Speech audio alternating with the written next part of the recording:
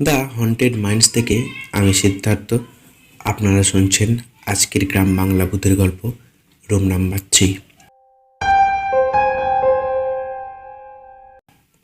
অরণ্য একজন লেখক। মানসিক বিশ্রামের জন্য উত্তরবঙ্গের এক পাহাড়ি গ্রাম মালচিতে আছেন। সেখানে একটি পুরনো ব্রিটিশ আমলের গেস্ট হাউসে থাকেন। গেস্ট হাউসটি প্রায় পরিত্যক্ত, কেবল একজন বৃদ্ধ কেয়ারটেকার হরিমোহন দেখাশোনা করেন। হরিমোহন সাবধান করে বলেন, 3 নাম্বার ঘরে কখনো উঠবে না বাবু। অরণ্য প্রশ্ন করেন, কেন? উত্তরে তিনি বলেন, ওটা অভিশপ্ত, আগেও 3 জন মরেছে। অরণ্য এটাকে কুসংস্কার ভেবে এড়িয়ে যান এবং ঠিক সেই ঘরেই ওঠেন।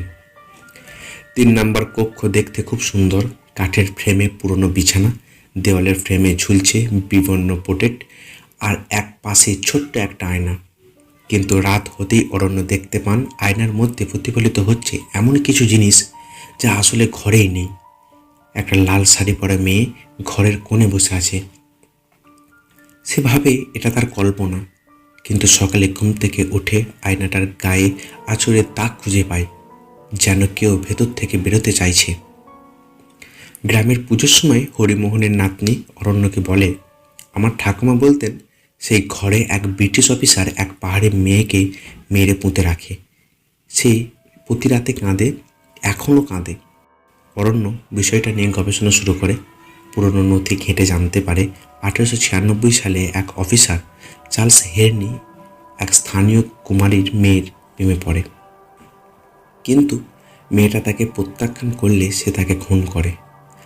তারপর থেকে এই কক্ষে নানা মৃত্যু, আত্মহত্যা, মানসিক বিশ্রাম ঘটতে থাকে। রাতের পর রাত অরণ্য শুনতে পান দরজায় ঢোকা, আয়নায় মেয়েটির আবছা ছায়া, আর এক অজানা কণ্ঠস্বর, আমায় ভুলে গেলে না তো? সে স্বপ্নে দেখতে শুরু করে এক পাহাড়ি ঝর্ণার ধারে দাঁড়িয়ে এক মেয়ে, মায়া, তাকে হাত বাড়িয়ে ডাকছে। একদিন সে আয়নার দিকে তাকে চমকে ওঠে, আয়না তার প্রতিফলন নেই। এক রাতে আচমকা অরণ্য চোখ মেলে দেখে আয়নার ভেতর দিয়ে সে দেখতে পাচ্ছে একটা আলাদা জগৎ।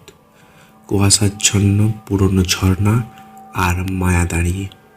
সে এগিয়ে যায় আয়নার দিকে, আর হঠাৎ করেই নিজেকে দেখতে পায় আয়নার ওপারে, ঘরের বাইরের জগৎ।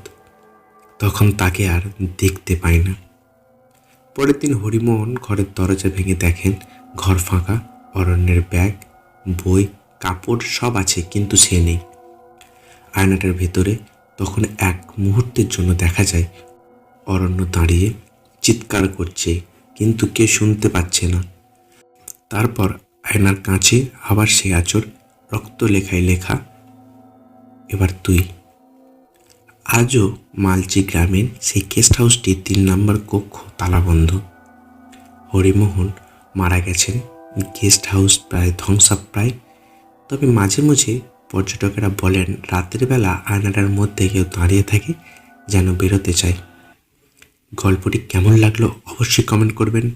গল্পটি ভালো লাগলে একটা লাইক করবেন, আর এরকম নতুন নতুন ভূতের গল্প শুনতে চ্যানেলটিকে সাবস্ক্রাইব করবেন।